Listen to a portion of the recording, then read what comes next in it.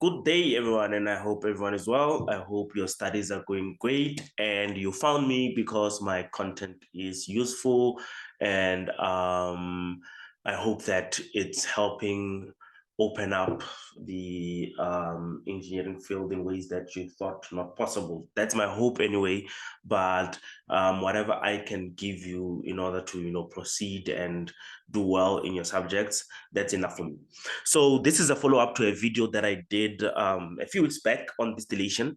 And when I went back to review it, I thought I'd rather just make a full series on distillation, starting from simulation, incorporating a bit of the theory behind the distillation methodology and how we get to the assumptions and calculations that we use in the distillation column design. And finally, the last series, I'm hoping that I can do the equipment sizing and also costing. So make it a full round series and hopefully give you guys something that will open up not only not only make it easy to finish your design, but give you more of an understanding of the approach you need to take and to show how simple it is actually. When you are in the real world, design is no longer really about a cup theory, fancy, and all those fancy equations. What it's really about is understanding the principles behind it, as I will show as we go through some of the theory, that some things that you thought were difficult concepts, or I thought were difficult concepts, the moment I started playing around with design simulations, going back to the very same textbooks that were daunting, I saw that it was not so bad. And once you use it practically, as I was lucky to have, as I said, I worked in the design environment for some time, 5 years. Once you start using the theories practically, you find that in the real world, everything has been simplified in order to ensure that designs don't take 20 years to complete while maintaining accuracy or giving the best estimate.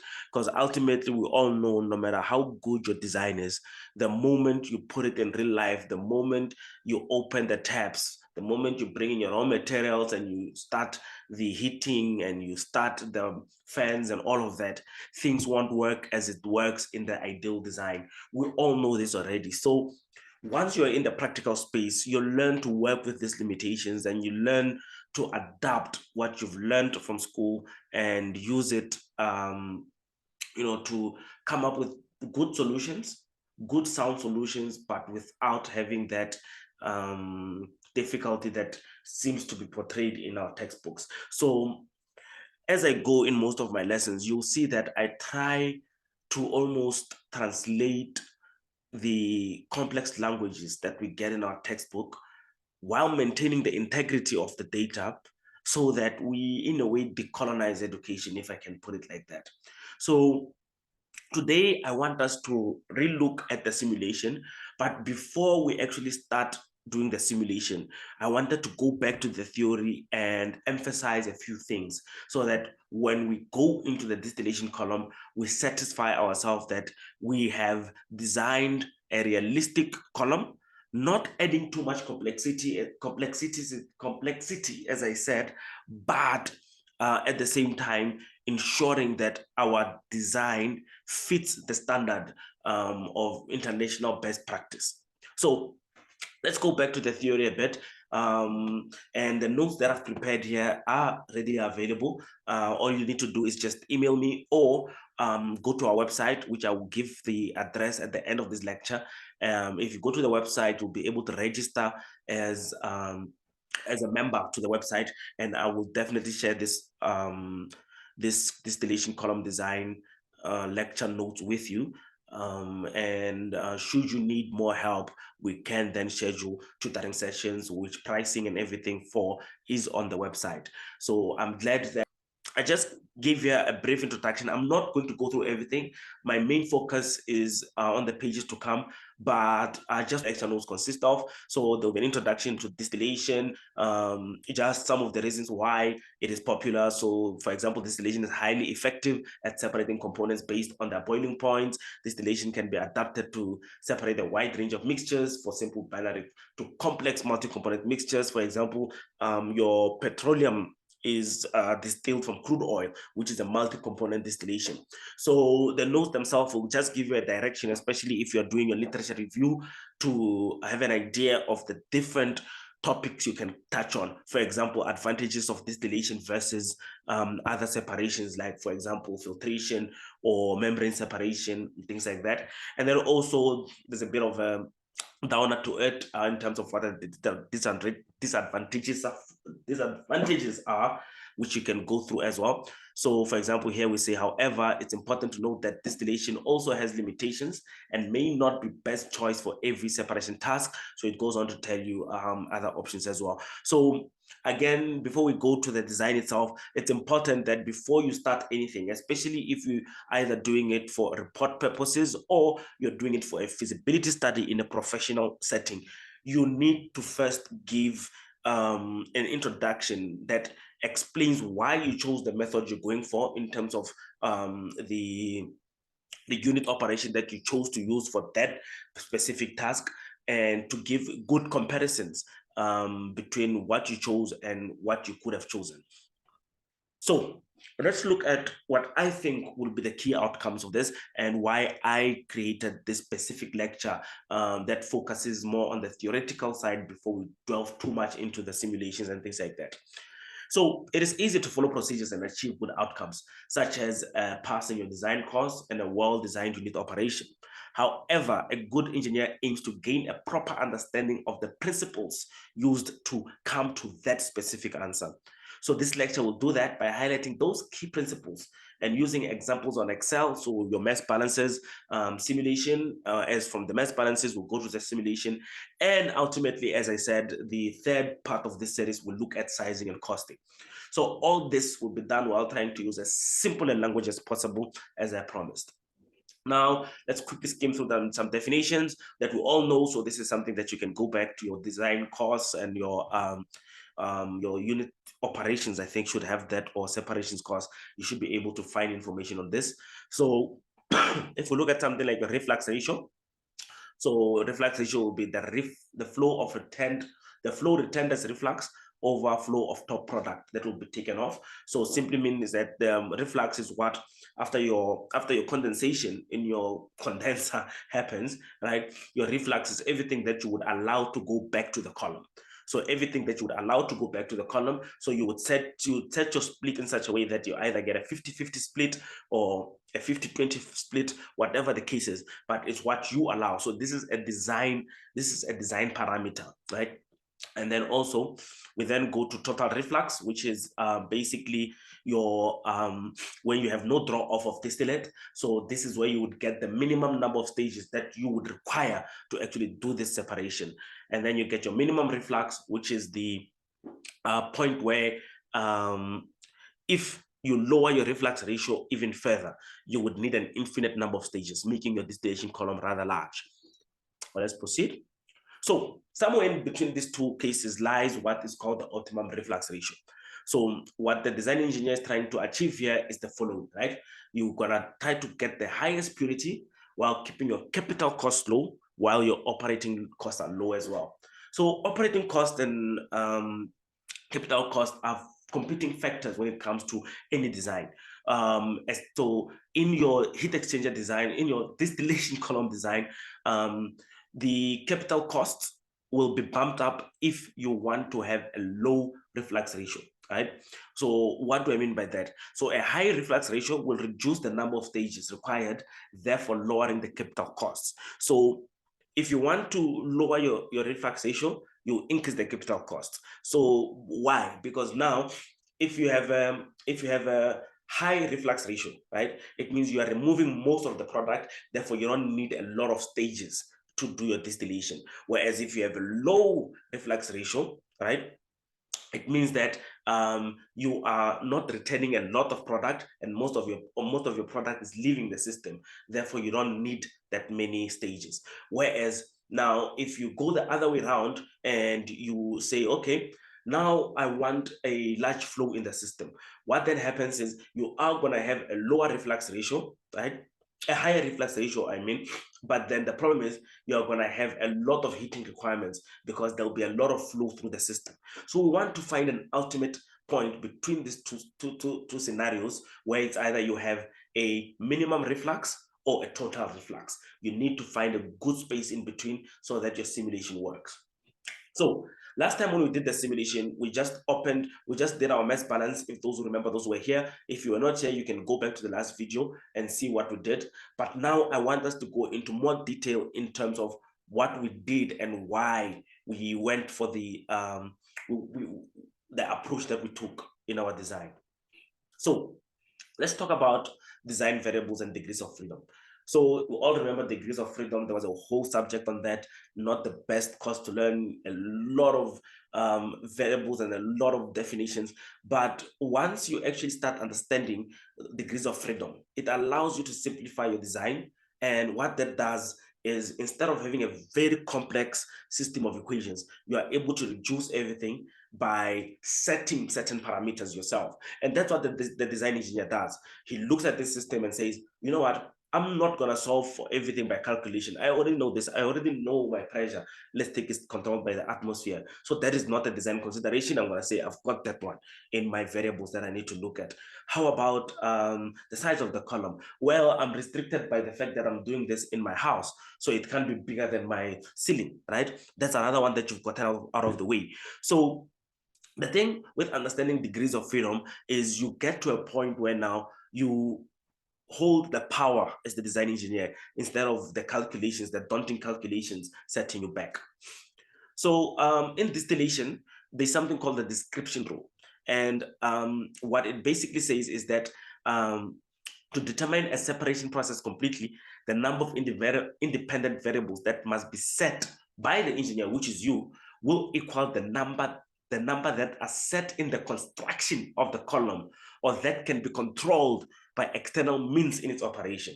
So what you do is you look at the things that you know you can control. You can control the flow coming into the column, right? As I said, you can choose the height of the column yourself. You can choose how many stages you have below and above the feed stage. You can choose the size of or you can define the size of the boilers, as in the heat duty and things like that. So once you do that, you are now able to define your column completely. And by conveniently, right, choosing the type of column, you can then restrict the number of variables that you need to do the design. In this case, if you go through this, I hope it will be understandable. What we then did here is we said, we are going to limit our design to 6 variables by using what? A distillation column that has only one feed, that has a total condenser in the boiler, and has a fixed number of stages below and above the feed point. And if you check this explanation up here, it will tell you why that brings us to 6 variables, which makes it easy, right? So now let's go back to our calculations and try to use this practically. Excuse me. In our example, we know the upstream processes had set our pressure to 180 m, and we already had a flow of 81.6 kilomoles per hour. So those are 2 variables out of the way already, right? Also in Cocoa, when we did our design, and which we can look at now, is quite friendly. What it does is it gives you an initial estimate. So if we go to separators now, then we go to CAMSEP. If I select, what will then happen here is, if I connect this, what we then need to do is then we need to double click. I hope, as I said, those who watch this will remember what we're doing on distillation, and you'll be able to see how this works. Again, we need to change that to CAMSAP. Previous video again to see. As you can see, the default number of stages that it gives you is 20. Let's just, for interest sake, change it ourselves and make it 15, right? What it will then do is automatically, what will happen is Cocoa will set your feed stage to the middle. So it will give you an average there, not an average, but it will give you the 1 on top of that. So instead of 7, it will give you 8. But then let's just go there. Open. Okay. As you can see, now we need to define our operation. Once we open there, you'll see that it's already defined your feed stage is 8, right? And then we'll do a simple distillation. Let's go total product and then total liquid product. One of the things that you'll see as specified there is one of the conditions to allow us to have 6 variables is that your condenser have total condensation, and then we have a boiler which is partial. Then we come to your thermodynamics. This let's go as simple as possible. We're going to go Raoult's law. Why is it not responding? And then we're gonna go vapor pressure. Let's just use Antoine, and then we're just gonna use ideal vapor. So let's not go too complex on that. And we're gonna go to our column specifications, right? Now, as we had said, because we're going the simple route, we only need to define 6 variables, right? So the first thing we did was we came to our mass balance. So our mass balance, we defined 2. So the pressure coming in and the feed that's going into the column and the pressure.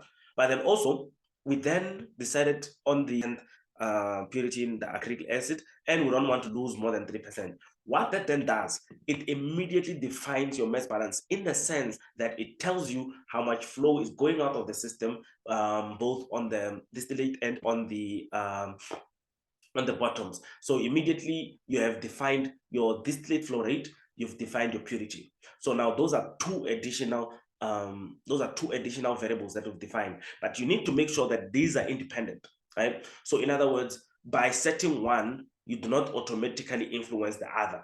So that's how you ensure that your design is unique, that you make sure that the variables that you define and you put into your simulator, right, the one cannot be immediately derived from the other. There's calculated and then there's derived. So for example, if I set the flow rate to a certain value, will that automatically fix my composition? And the answer is no.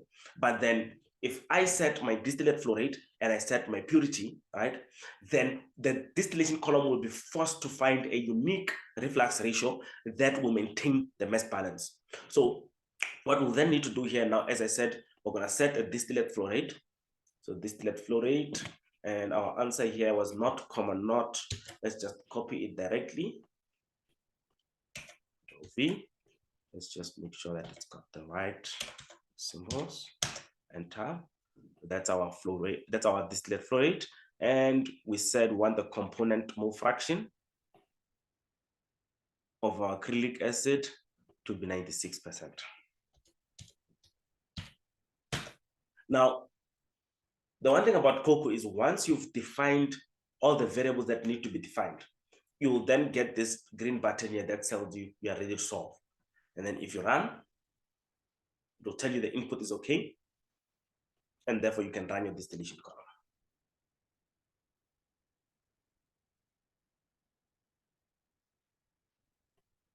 Now, before we go back to our flow sheet, I want us to look at our number of stages and check what our reflux ratio is. So here's our number of stages here. You go to the McCabe-Thiele plot, then you'll be able to count the number of stages. 1, 2, 3, 4, 5, 6. So according to this, you can do this simulation using just 10 stages. So we can go back and reduce that to 10, right? Go to column specs. Yes, it will change our feed stream, right? And then we can just run it again. See that we don't get any errors.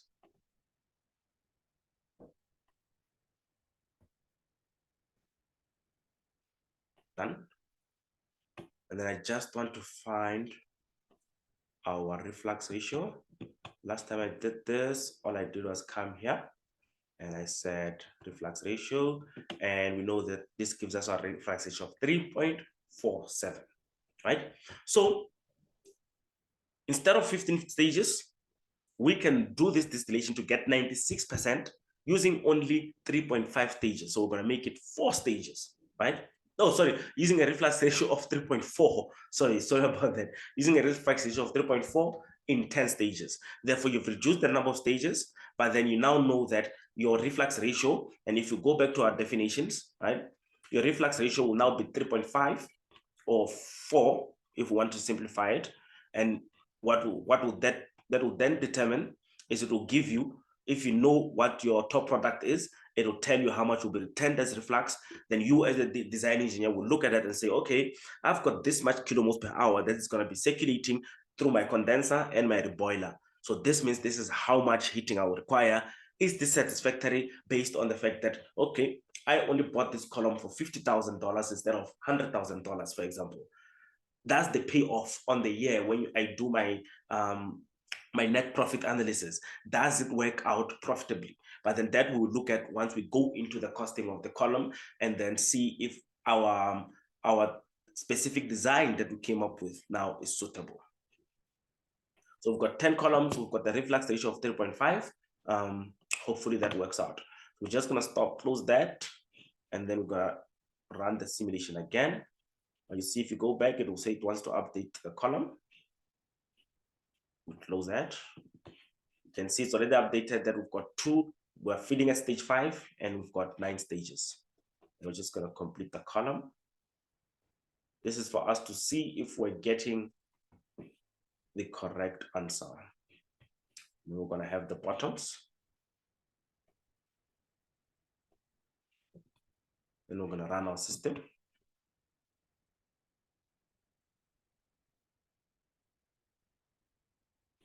With this, you now have all the values you need to complete your mass balance. You know that you've got a flow of 0.008 kilomoles per hour coming out of the tops. Let's put that in per hour instead of seconds. Then with this, you'll be able to calculate how many kilomoles are being used as reflux. With that, you'll be able to calculate the size of the reboiler. You wouldn't really need to, because you do have, for example, an option to check your heat duties of your equipment. But for now, if you want to do a manual calculation, you can do so. If we go down to your product, you look at that, and it will show you that we've got 96% purity in your acrylic acid, and it also gives you all the thermodynamic data. All right, that's it for today. So as I said, we would go from just tying up the theory to how to set up the mass balance and how to use that to get a unique solution for your distillation column. So the most important thing here is to get a unique solution. That's why we've now introduced your degrees of freedom and things like that. Go back to your lecture notes, study it more, understand it more. This makes your solution more credible. As in, no other person can get your specific solution, because now you've ensured that you've respected the degrees of freedom. Otherwise, thank you very much for joining me today. I hope this lecture helps, as I hope all my lectures are helping you guys go through your courses, and I hope to hear from you soon. Have a lovely day.